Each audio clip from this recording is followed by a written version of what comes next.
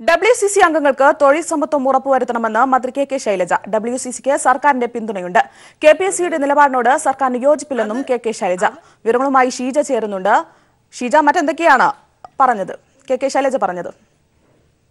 അനുശ്രീ, പ്രധാനമായും ഇന്ന് WCC അംഗങ്ങളായ വിധു വിൻസെന്റും ഒപ്പം തന്നെ ബീന പോളും ഇന്ന് മന്ത്രി കെ ശൈലജയുമായി കൂടിക്കാഴ്ച നടത്തിയിരുന്നു. അതിനുശേഷമാണ് മന്ത്രി ഇത് സംബന്ധിച്ചുള്ള കാര്യങ്ങൾ വിശദീകരിച്ചത്. പ്രധാനമായും സിനിമാ മേഖലയിലെ പ്രശ്നങ്ങൾ അത് സർക്കാരിന്റെ ശ്രദ്ധയിൽപ്പെട്ടിട്ടുണ്ട് എന്ന് തന്നെയാണ് മന്ത്രി വിശദീകരിച്ചത്. എല്ലാ സ്ഥാപനങ്ങളിലും ഈ രീതിയിൽ തൊഴിലിടങ്ങളിൽ പരാതി പരിഹരിക്കുന്നതിന് ഒരു സെല്ല് അതിന്റെ പ്രവർത്തനം ആരംഭിക്കേണ്ടത് അനിവാര്യമാണ്. അത് സംബന്ധിച്ചുള്ള കോടതി ഉത്തരവുകൾ നിലവിലുണ്ട്.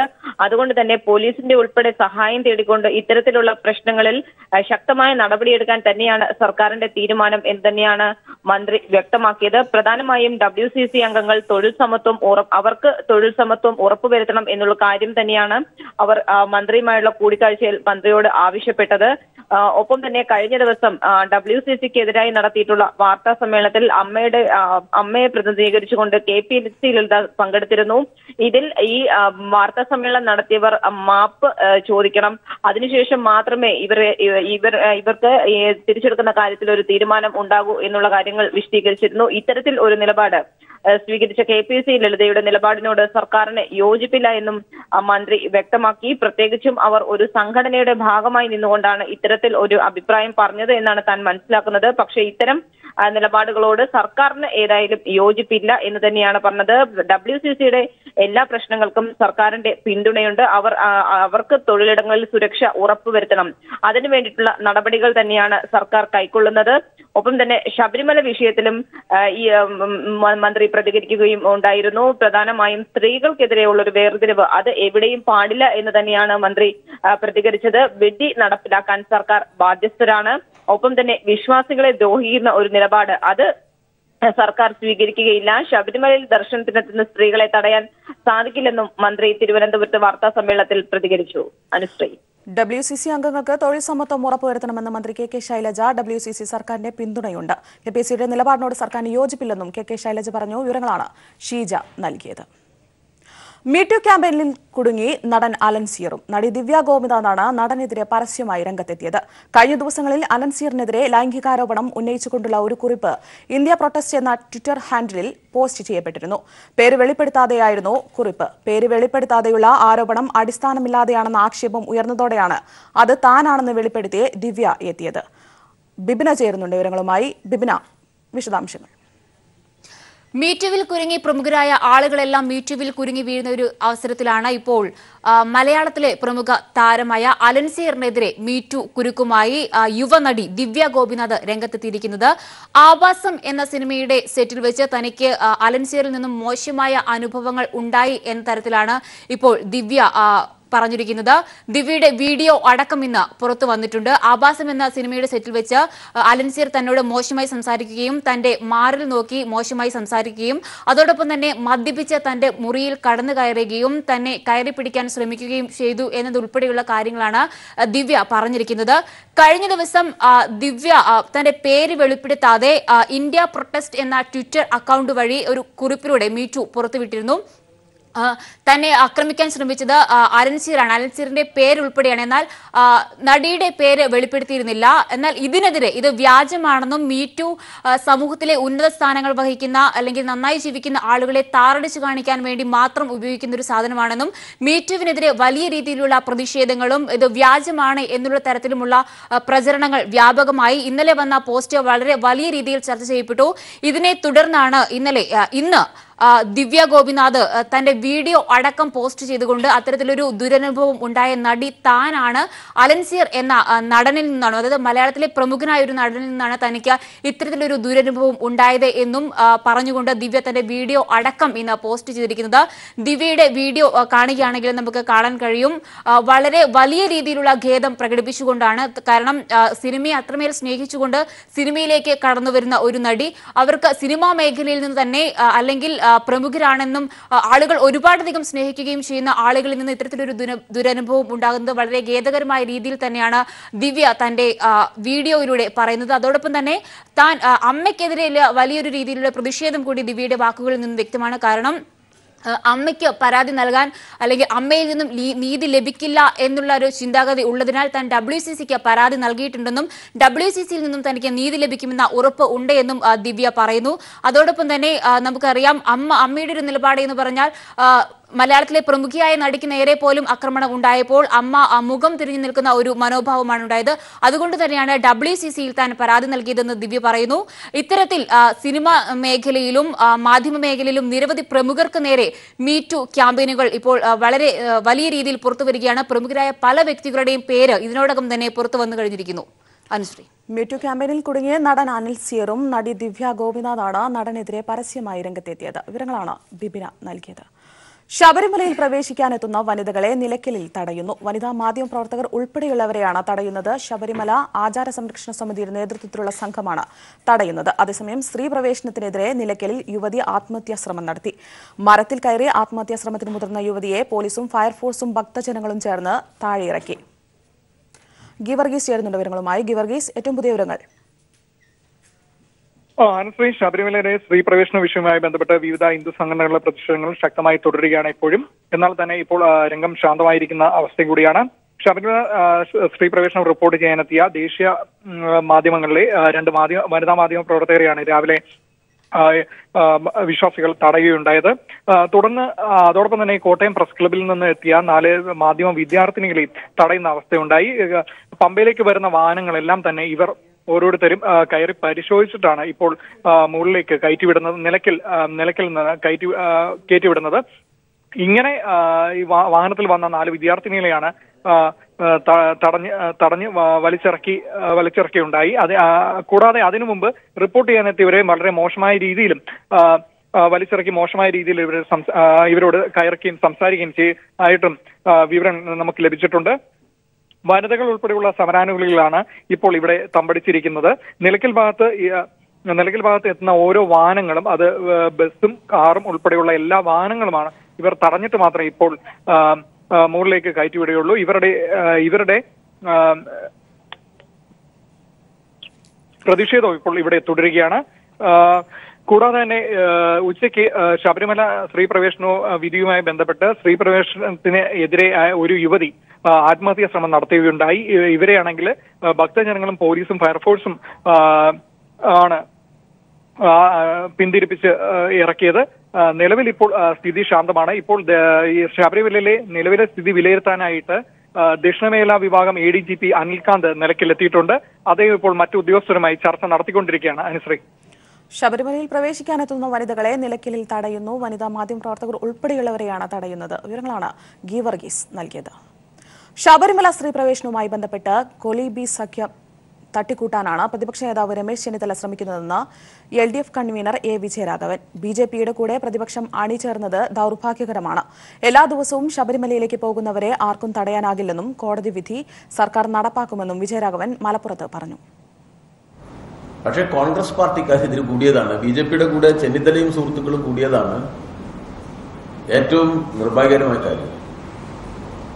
നവോത്ഥാനത്തിലൂടെയാണ് നാടിന്റെ എല്ലാ നന്മകളും സൃഷ്ടിക്കപ്പെട്ടത്. ഇന്ന് കാണുന്ന കേരളം സൃഷ്ടിക്കുന്നതിന്റെ അടിത്തറ നവോത്ഥാന മൂല്യങ്ങളാണ്.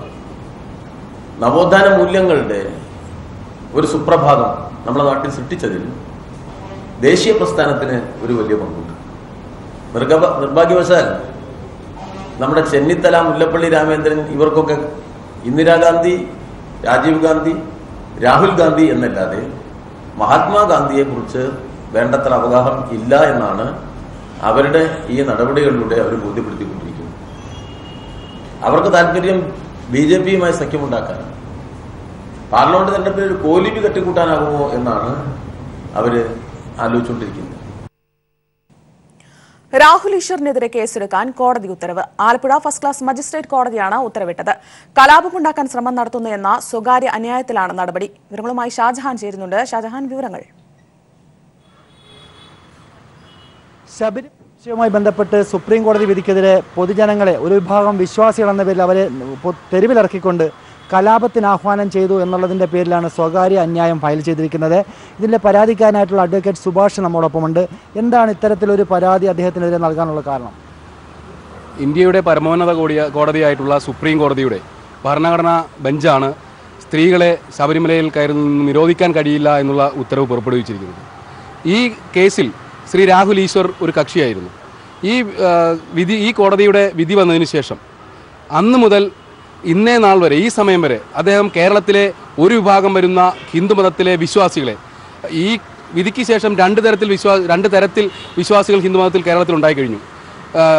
സുപ്രീം കോടതി വിധിയെ തുടർന്ന് ശബരിമലയിൽ 10നും 50നും വയസ്സിന് ഇടയ്ക്കുള്ള സ്ത്രീകൾ കയറണമെന്ന് ആഗ്രഹിക്കുന്ന ഒരു വിഭാഗം ജനതയും അവരെ തടയുമെന്ന് പറയുന്ന മറ്റൊരു വിഭാഗം ജനതയും, അങ്ങനെ വിശ്വാസികളായ സ്ത്രീകളെ ശബരിമലയിൽ കയറാൻ വരുന്നവരെ തടയും എന്ന് പറയുന്ന ഒരു വിഭാഗം ഹിന്ദു മതത്തിലെ വിശ്വാസികളെ ഇളക്കി വിട്ടുകൊണ്ട് കേരളത്തിൽ ആകമാനം കലാപം സൃഷ്ടിക്കുന്നതിന് വേണ്ടിയുള്ള വളരെ ആസൂത്രിതമായ ഒരു ശ്രമമാണ്, ഒരു ആഹ്വാനമാണ് ശ്രീ രാഹുൽ ഈശ്വറിൻ്റെ ഭാഗത്തു നിന്നും ഉണ്ടായിക്കൊണ്ടിരിക്കുന്നത്. ഞാൻ ബഹുമാനപ്പെട്ട DGPക്ക് 8-ാം തീയതി പരാതി നൽകിയിരുന്നു. ഇതുവരെയും നടപടിയൊന്നും സ്വീകരിക്കപ്പെടാത്തത് കൊണ്ടാണ് Alappuzha judicial first class magistrate കോടതിയിൽ ഒരു കംപ്ലയിൻറ്റ് ഫയൽ ചെയ്തത്. കോടതിക്ക് എൻ്റെ പരാതി ശരിയാണെന്ന് ബോധ്യപ്പെട്ടു. ഇന്ത്യയുടെ പരമോന്നത കോടതിയെ, സുപ്രീം കോടതിയെ വെല്ലുവിളിക്കുന്നു, ഇന്ത്യയുടെ ഭരണഘടനയെ വെല്ലുവിളിക്കുന്നു. കേരളത്തിലാകമാനം ഒരു കലാപം സൃഷ്ടിക്കുന്നതിന് വേണ്ടി ഏതൊക്കെയോ കേന്ദ്രങ്ങൾക്ക് വേണ്ടി വളരെ ആസൂത്രിതമായ ശ്രമങ്ങളുടെ ഭാഗമായി, ഗൂഢാലോചനയുടെ ഭാഗമായി കേരളത്തിൽ ഒരു കലാപം ഹിന്ദുമതത്തിൽ തന്നെ രണ്ട് വിഭാഗങ്ങളെ സൃഷ്ടിച്ചുകൊണ്ട് കലാപം സൃഷ്ടിക്കുന്നതിന് വേണ്ടിയുള്ള വളരെ ആസൂത്രിതമായ ശ്രമങ്ങളാണ് രാഹുൽ ഈശ്വറിന്റെ ഭാഗത്തു നിന്നും ഉണ്ടായിക്കൊണ്ടിരിക്കുന്നത്. ഇപ്പോൾ അത്തരത്തിലുള്ള കലാപങ്ങൾ ഓൾറെഡി ഇപ്പോൾ കേരളത്തിലെ പല ഭാഗത്തും നമുക്ക് അത്തരത്തിലുള്ള കലാപത്തിന്റെ തുടക്കം എന്ന് പറയത്തക്ക തരത്തിലുള്ള ചില പ്രവൃത്തികൾ നമ്മുടെ കേരളത്തിന്റെ പല ഭാഗങ്ങളിലും ഉണ്ടായിക്കഴിഞ്ഞിരിക്കുന്നു. നിലയ്ക്കലടക്കം നമ്മൾ കാര്യങ്ങൾ കണ്ടുകൊണ്ടിരിക്കുകയാണ്.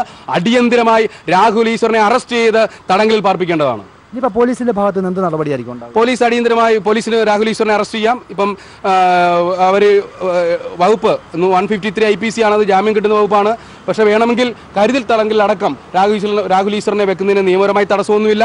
അതുകൊണ്ട് പോലീസ് അടിയന്തരമായി രാഹുൽ ഈശ്വറിനെ അറസ്റ്റ് ചെയ്ത് അദ്ദേഹത്തിനെ കരുതൽ തടങ്കലിൽ അടക്കം വെക്കുന്നതിനുള്ള നിയമ നടപടികൾ സ്വീകരിക്കണമെന്നാണ് എനിക്ക് സൂചിപ്പിക്കാനുള്ളത്. എന്തായാലും Alappuzha first class judicial magistrate കോടതിയാണ് ഇപ്പോൾ രാഹുൽ ഈശ്വറിനെതിരെ നടപടി സ്വീകരിക്കാനായിട്ട് ആലപ്പുഴ സൗത്ത് പോലീസിന് നിർദ്ദേശം നൽകിയിരിക്കുന്നത്. വരും ദിവസങ്ങളിൽ ഇതിൻ്റെ തുടർ നടപടികൾ പോലീസിൻ്റെ ഭാഗത്തു നിന്നുണ്ടാകും. ക്യാമറാമാൻ രാജീവ് കണ്ണാടിക്കൊപ്പം ഷാജഹാൻ. വിവാദ പരാമർശത്തിൽ വനിതാ കമ്മീഷൻ കൊല്ലം തുളസിയുടെ മൊഴിയെടുത്തു. ശബരിമലയിൽ പ്രവേശിക്കുന്ന സ്ത്രീകളെ വലിച്ചു കീറണമെന്ന പരാമർശത്തെ തുടർന്നാണ് നടപടി. ആവേശത്തിൽ പറ്റിയ അബദ്ധമാണെന്നും മാപ്പ് പറയുമെന്നും കൊല്ലം തുളസി പ്രതികരിച്ചു. അദ്ദേഹം മാപ്പപേക്ഷ നൽകിയിട്ടുണ്ടെന്ന് വനിതാ കമ്മീഷൻ അംഗം ഷാഹിദ കമാലും പറഞ്ഞു. ശബരിമല സ്ത്രീ പ്രവേശന വിഷയത്തിൽ കടുത്ത സ്ത്രീവിരുദ്ധ പരാമർശം നടത്തിയ കൊല്ലം തുളസിക്ക് ഒടുവിൽ മനംമാറ്റമുണ്ടായി. തനിക്ക് സംഭവിച്ചത് നാക്കുപിഴയാണെന്ന് പരസ്യമായി കൊല്ലം തുളസി ഏറ്റുപറഞ്ഞു. വനിതാ കമ്മീഷൻ എനിക്കെതിരെ കേസെടുത്തവരെ നിങ്ങൾക്കറിയാമല്ലോ. 23-ാം തീയതി എന്നോട് ഹാജരാക്കണമെന്ന് എന്നോട് നേരിട്ട് വിളിച്ചു പറഞ്ഞു. പക്ഷേ ഞാനൊരു യാത്ര ഇന്നെനിക്ക് പോകേണ്ടതുകൊണ്ട്, പിന്നെ അത് കഴിഞ്ഞൊരു ചികിത്സയിലും പോകേണ്ടതുകൊണ്ട് ഇന്ന് എന്നെ ഹിയർ ചെയ്യണമെന്ന് കമ്മീഷനോട് ഞാൻ ആവശ്യപ്പെട്ടു, ചോദിച്ചു. അതിന് പെർമിഷൻ തന്നു. അങ്ങനെ ഇന്ന് ഞാനിപ്പോൾ ഇവിടെ വന്ന് നേരിട്ട് ഞാൻ അന്ന് ചെയ്ത പ്രസംഗത്തിൽ എനിക്ക് പറ്റിയ തെറ്റിനെക്കുറിച്ച് പശ്ചാത്തപിച്ച് പ്രായശ്ചിത്തം ചെയ്ത് ഞാൻ മാപ്പ് എഴുതി കൊടുത്തു. കൊല്ലം തുളസിയുടെ മൊഴി 1 മണിക്കൂറോളം വനിതാ കമ്മീഷൻ രേഖപ്പെടുത്തി. കാർ ഒഴിവാക്കി സ്കൂട്ടറിലെത്തിയായിരുന്നു വനിതാ കമ്മീഷൻ മുമ്പാകെ കൊല്ലം തുളസി ഹാജരായത്. വനിതാ കമ്മീഷൻ അംഗം ഷാഹിദ കമാലാണ് കൊല്ലം തുളസിയിൽ നിന്നും മൊഴി രേഖപ്പെടുത്തിയത്. കൊല്ലം തുളസിയുടെ മാപ്പപേക്ഷ സ്വീകരിച്ചതായും തുടർ നടപടികൾ പിന്നീട് ചർച്ച ചെയ്ത് തീരുമാനിക്കുമെന്നും ഷാഹിദ കമാൽ മാധ്യമങ്ങളോട് പറഞ്ഞു. അന്ന് ആ പ്രസംഗത്തിൽ അദ്ദേഹത്തിന് പെട്ടെന്നുണ്ടായൊരു ആവേശത്തിൽ പറഞ്ഞു പോയതാണെന്നും ഒരിക്കൽ പോലും സ്ത്രീകളെ അപമാനിക്കാൻ ഞാൻ ആഗ്രഹിച്ചിട്ടില്ല എന്നും സ്ത്രീകളോട് ഏറ്റവും ബഹുമാനത്തോടും ആദരവോടു കൂടിയാണ് ഞാൻ ഇതുവരെ പെരുമാറിയിട്ടുള്ളതെന്നും ഞാനൊരു പൊതുപ്രവർത്തകനാണെന്നും അതുകൊണ്ട് ഞാൻ അന്ന് തന്നെ കേരളീയ സമൂഹവും മാധ്യമങ്ങളും അദ്ദേഹത്തിൻ്റെ തെറ്റ് ചൂണ്ടിക്കാണിച്ചപ്പോൾ വനിതാ കമ്മീഷൻ സ്വമേധയാ കേസെടുത്തു എന്നറിഞ്ഞ നിമിഷം തന്നെ അദ്ദേഹം പൊതുസമൂഹത്തോട് മാപ്പ് പറഞ്ഞതായി അദ്ദേഹം കമ്മീഷനെ അറിയിച്ചിട്ടുണ്ട്. തീർച്ചയായിട്ടും അദ്ദേഹത്തിൻ്റെ വാക്കുകൾ നമുക്ക് സത്യസന്ധമാണെന്ന് വിശ്വസിക്കാം. അതുമാത്രമല്ല, അദ്ദേഹം ഒരു അപ്പോളജി അദ്ദേഹം എഴുതി തന്നിട്ടുണ്ട്. ശബരിമലയിൽ പോകുന്ന സ്ത്രീകളെ രണ്ടായി വലിച്ചു കീറുമെന്ന കടുത്ത സ്ത്രീവിരുദ്ധ പരാമർശമായിരുന്നു നടൻ കൊല്ലം തുളസിയുടെ ഭാഗത്തു നിന്നുണ്ടായത്. BJP സംഘടിപ്പിച്ച ലോങ് മാർച്ചിനിടെയായിരുന്നു സംഭവം. News bureau, Thiruvananthapuram. വാർത്തകളിലേക്ക് വീണ്ടും. ശബരിമല വിഷയത്തിൽ ദേവസ്വം ബോർഡ് വളഞ്ഞ വഴി സ്വീകരിക്കുന്നെന്ന് ശ്രീധരൻപിള്ള. ചർച്ച പരാജയപ്പെട്ടതോടെ വിശ്വാസികൾ സമരരംഗത്തേക്ക് ഇറങ്ങുമെന്നും സമരത്തിന് BJP ഉറച്ച പിന്തുണ നൽകുമെന്നും ശ്രീധരൻപിള്ള തൃശൂരിൽ പറഞ്ഞു. ആ ശബരിമല പ്രശ്നത്തോട് ബന്ധപ്പെട്ട് നാളെ പത്തനംതിട്ടയിൽ ഒരു ദിവസത്തെ ഉപവാസത്തിന് വേണ്ടിയിട്ട് ഞാനും എൻ്റെ സഹപ്രവർത്തനം പോവുകയാണ്. ഞങ്ങൾ ശക്തമായി സമരവുമായി മുന്നോട്ട് പോകാനായിട്ട് തീരുമാനിച്ചിരിക്കുകയാണ്. തിരുവിതാംകൂർ ദേവസ്വം ബോർഡ് ഇന്ന് വിളിച്ചു ചേർത്ത യോഗം യഥാർത്ഥത്തിൽ ഒരു വളഞ്ഞ വഴിയാണ് ദേവസ്വം ബോർഡ് സ്വീകരിച്ചത്. അവർ മുഖ്യമന്ത്രിയുടെ അടുത്തേക്ക് രാജകുടുംബത്തെയും അതുപോലെ തന്നെ തന്ത്രിമാരെയും കൊണ്ടുപോകാനുള്ള ശ്രമമാണ് നടത്തിയത്. അതിൽ തന്നെ തന്ത്രിമാരുടെ കൂട്ടത്തിലെ മുഖ്യ തന്ത്രി സീനിയർ അദ്ദേഹത്തെ അവഗണിക്കാൻ ശ്രമിച്ചു. അപ്പോൾ എങ്ങനെയെങ്കിലും ജനങ്ങളുടെ മുമ്പിൽ ഞങ്ങൾ ചർച്ചയ്ക്ക് നടത്തിയെന്ന് വരുത്തി തീർക്കാനുള്ള ശ്രമമാണ് നടത്തിയത്. തിരുവിതാംകൂർ ദേവസ്വം ബോർഡ് പ്രസിഡന്റിന്റെ അധ്യക്ഷതയിൽ തന്ത്രി കുടുംബവും രാജകുടുംബവുമായി നടത്തിയ ചർച്ച തീരുമാനമാകാതെ പിരിഞ്ഞു. എന്നാൽ ദേവസ്വം ബോർഡ് വീണ്ടും ചർച്ചയ്ക്ക് തയ്യാറാണെന്നും 19-ന് ചേർന്ന ബോർഡ് യോഗത്തിൽ സ്ത്രീ പ്രവേശന വിഷയത്തിൽ പുനഃപരിശോധനാ ഹർജി നൽകുന്ന കാര്യം ചർച്ച ചെയ്യുമെന്നും പ്രസിഡന്റ് എ പത്മകുമാർ പറഞ്ഞു. ശബരിമലയിൽ സ്ത്രീ പ്രവേശനം സംബന്ധിച്ച സുപ്രീം കോടതി വിധിയുടെ പശ്ചാത്തലത്തിലാണ് നാളെ ശബരിമല നട തുറക്കാനിരിക്കെ തന്ത്രി കുടുംബത്തെയും രാജകുടുംബത്തെയും വിവിധ ഹൈന്ദവ സംഘടനകളെയും ദേവസ്വം ബോർഡ് ചർച്ചയ്ക്ക് ക്ഷണിച്ചത്. സ്ത്രീ പ്രവേശന വിഷയത്തിൽ ഇന്ന് തന്നെ ബോർഡ് റിവ്യൂ ഹർജി നൽകണമെന്ന് സംഘടനകൾ ഉറച്ചുനിന്നതോടെ ചർച്ച തീരുമാനമാകാതെ പിരിഞ്ഞു. എന്നാൽ ബോർഡ് വീണ്ടും ചർച്ചയ്ക്ക് തയ്യാറാണെന്നും 19-ന് ചേരുന്ന യോഗത്തിൽ സ്ത്രീ പ്രവേശന വിഷയത്തിൽ പുനഃപരിശോധനാ ഹർജി നൽകുന്ന കാര്യം ചർച്ച ചെയ്യുമെന്നും പ്രസിഡന്റ് എ പത്മകുമാർ പറഞ്ഞു. ഞങ്ങൾ 19-ാം തീയതി കൂടുമ്പോൾ നാളെ എല്ലാവരും ശബരിമലയ്ക്ക് പോവാണ്. 18-ാം തീയതി 1-ാം തീയതിയാണ്. 2-ാം തീയതി നേരെ ശബരിമലയിൽ നിന്ന് തിരിച്ചു വന്നാൽ അപ്പോൾ തന്നെ ഇക്കാര്യങ്ങളെപ്പറ്റി ആലോചിച്ച് യുക്തമായിട്ടുള്ള തീരുമാനമെടുക്കാം എന്ന് പറഞ്ഞതാണ്. അവർക്കത് തൃപ്തമല്ല എന്നാണ് അവർ പറഞ്ഞത്. പുനഃപരിശോധനാ ഹർജി നൽകുന്ന കാര്യവും ശബരിമലയിൽ നിലവിലെ ആചാരങ്ങൾ തുടരുന്നതുമടക്കം 8 ആവശ്യങ്ങളാണ് രാജകുടുംബവും സംഘടനകളും മുന്നോട്ട് വെച്ചത്. ആവശ്യങ്ങൾ അംഗീകരിക്കാത്തതിനാൽ ചർച്ചയിൽ തൃപ്തരല്ലെന്ന് അവർ അറിയിച്ചു. ഞങ്ങൾ ഈ യോഗത്തിൻ്റെ തീരുമാനത്തിൽ ഒട്ടും തൃപ്തരല്ല. ഞങ്ങൾ അവരുമായിട്ട് സംസാരിച്ച് വീണ്ടും സംസാരിച്ചെങ്കിലും ഒരു തീരുമാനത്തിൽ എത്തിച്ചേരാൻ കഴിയാത്തതുകൊണ്ട് ഞങ്ങൾ ആ യോഗത്തിൽ നിന്ന് യോഗം അവസാനിപ്പിച്ച് പുറത്തു പോരുകയായിരുന്നു. ശബരിമലയെ യുദ്ധക്കളമാക്കരുതെന്നും വരുന്ന സ്ത്രീകളെ ഞങ്ങൾ തടയില്ലെന്നും ഭക്തർ തടഞ്ഞാൽ തങ്ങൾ ഉത്തരവാദികളല്ലെന്നും അവർ പറഞ്ഞു. News bureau, Thiruvananthapuram. കേരള പുനർനിർമ്മാണത്തിനുള്ള പ്രത്യേക സംഘടനാ സംവിധാനത്തിന് മന്ത്രിസഭയുടെ അംഗീകാരം. പദ്ധതികൾ ആദ്യം മന്ത്രിസഭ അംഗീകരിക്കണം. പദ്ധതികൾ സംബന്ധിച്ച് ഉപദേശവും മാർഗനിർദ്ദേശവും നൽകുക ഉപദേശക സമിതിയാകും.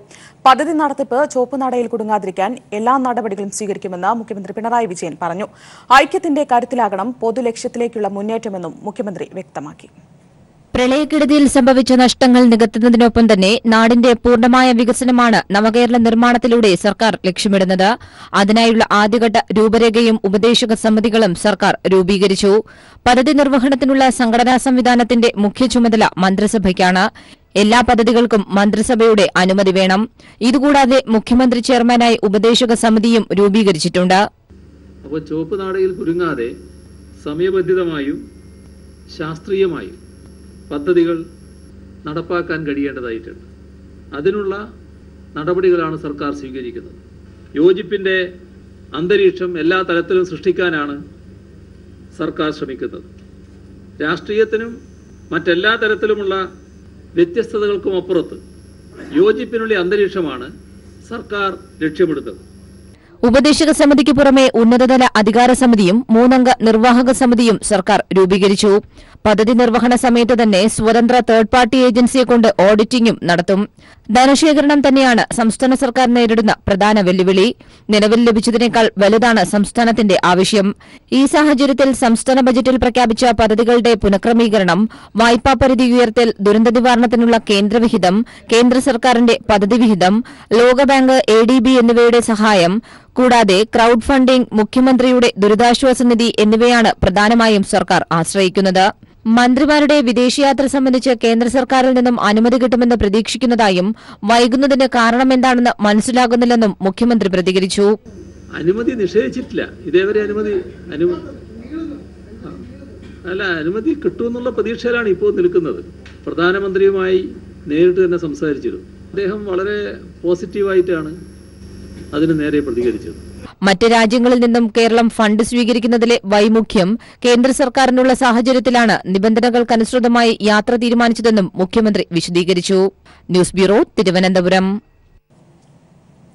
കന്യാസ്ത്രീയെ പീഡിപ്പിച്ച കേസിൽ ജുഡീഷ്യൽ കസ്റ്റഡിയിലായിരുന്ന മുൻ ജലന്ധർ ബിഷപ്പ് ഫ്രാങ്കോ മുളയ്ക്കൽ ജയിൽ മോചിതനായി. ഹൈക്കോടതി ജാമ്യം അനുവദിച്ചതിനെ തുടർന്നാണ് പാലാ സബ് ജയിലിൽ നിന്ന് ബിഷപ്പ് പുറത്തിറങ്ങിയത്. അനിഷ്ട സംഭവങ്ങൾക്കുള്ള സാധ്യത കണക്കിലെടുത്ത് വൻ സുരക്ഷയായിരുന്നു കോടതി പരിസരത്ത് ഒരുക്കിയിരുന്നത്.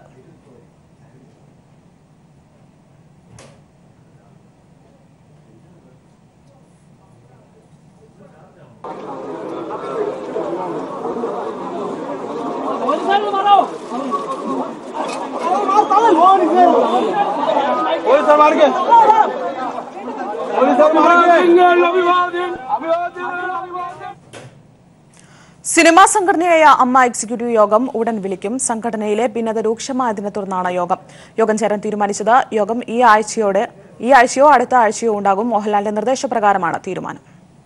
നവംബർ 24-ന് അമ്മ എക്സിക്യൂട്ടീവ് ചേരാനായിരുന്നു നേരത്തെ തീരുമാനിച്ചിരുന്നത്. എന്നാൽ അമ്മ എക്സിക്യൂട്ടീവ് അംഗങ്ങൾക്കിടയിൽ കടുത്ത ഭിന്നതയുണ്ടായതിനെ തുടർന്നാണ് യോഗം നേരത്തെ ചേരാൻ തീരുമാനിച്ചത്. WCC ഉന്നയിച്ച ആരോപണങ്ങൾക്ക് വ്യത്യസ്തമായ മറുപടിയാണ് അമ്മ നേതൃത്വത്തിലുള്ളവരിൽ നിന്നുണ്ടായത്. ജനറൽ ബോഡി ഉടൻ വിളിക്കുന്നതിനെക്കുറിച്ച് ആലോചിക്കുമെന്ന് അമ്മ ട്രഷററായ ജഗദീഷ് വാർത്താക്കുറിപ്പിലൂടെ വ്യക്തമാക്കിയിരുന്നു. എന്നാൽ ജഗദീഷിന്റെ നിലപാടിനെ തള്ളിക്കൊണ്ട് അമ്മ സെക്രട്ടറി കൂടിയായ സിദ്ദിഖ് വാർത്താസമ്മേളനം നടത്തിയിരുന്നു. അടിയന്തര ജനറൽ ബോഡി വിളിക്കേണ്ട സാഹചര്യം ഇല്ലെന്നായിരുന്നു സിദ്ദിഖ് വ്യക്തമാക്കിയത്. അമ്മയിൽ നിന്ന് രാജിവെച്ചവരെ മാപ്പ് പറയാതെ ഒരു കാരണവശാലും തിരിച്ചെടുക്കില്ലെന്നും സിദ്ദിഖ് ഉറപ്പിച്ചു പറയുകയും ചെയ്തു. താൻ പറയുന്നതാണ് അമ്മയുടെ ഔദ്യോഗിക നിലപാടെന്നും ജഗദീഷിനെ വക്താവായി ആരും ചുമതലപ്പെടുത്തിയതായി അറിയില്ലെന്നും സിദ്ദിഖ് പറഞ്ഞിരുന്നു. എന്നാൽ മോഹൻലാലുമായി സംസാരിച്ച ശേഷമാണ് താൻ വാർത്താക്കുറിപ്പിറക്കിയതെന്ന് പിന്നീട് ജഗദീഷും പ്രതികരിച്ചു. ദിലീപ് രാജിക്കത്ത് നൽകിയ വിവരം മോഹൻലാൽ ഉൾപ്പെടെയുള്ളവർ മറ്റ് എക്സിക്യൂട്ടീവ് അംഗങ്ങളിൽ നിന്ന് മറച്ചുവെച്ചതിനെ ചൊല്ലിയും അംഗങ്ങൾക്കിടയിൽ കലഹം നിലനിന്നിരുന്നു. അടുത്ത മാസം 24-ന് എക്സിക്യൂട്ടീവ് ചേരുന്നതുവരെ പ്രശ്നം നീട്ടിക്കൊണ്ടുപോകുന്നത് ഉചിതമായിരിക്കില്ലെന്നാണ് മോഹൻലാലിന്റെ നിലപാട്. അതിനാൽ ഉടൻ യോഗം ചേരണമെന്ന നിർദ്ദേശം മോഹൻലാൽ മുന്നോട്ട് വയ്ക്കുകയായിരുന്നു. ഈ ആഴ്ചയിലോ അടുത്ത ആഴ്ചയിലോ യോഗം വിളിക്കണം. അതിന് സൗകര്യപ്പെടുന്ന തീയതി അറിയിക്കാൻ ആവശ്യപ്പെട്ട് എക്സിക്യൂട്ടീവ് അംഗങ്ങൾക്ക് സന്ദേശം അയച്ചു കഴിഞ്ഞെന്നാണ് വിവരം. News bureau, Kochi.